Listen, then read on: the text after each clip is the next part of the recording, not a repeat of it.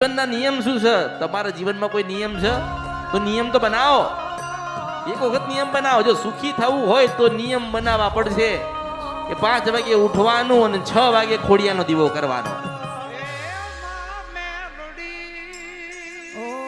5 વાગે ઉઠવાનું અને 6 વાગે ખોડિયાની આરતી કરવાની. આવો નિયમ બનાવવાનો. દરેક ન પોતાએ થોડોક નિયમ બનાવવાની જરૂર. જીવનમાં જેટલા દુઃખ હશે ને એ તમે મારા જે ઉપાય છે એ કરી જુઓ. જીવનની અંદર જેટલું દુઃખ છે ને એનાથી ઘણું તમારી માં તમને સુખ આપી દેશે.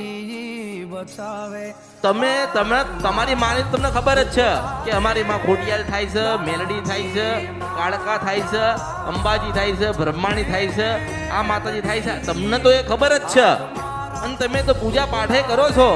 પણ નિયમ બતાવું છું. 5 વાગે ઉઠો, 6 વાગે આરતી કરો, એના દીવા કરો અને 7 વાગે આપણી માં આપણી ભેડે થઈ જાય. હું મેરડી છું. નિયમ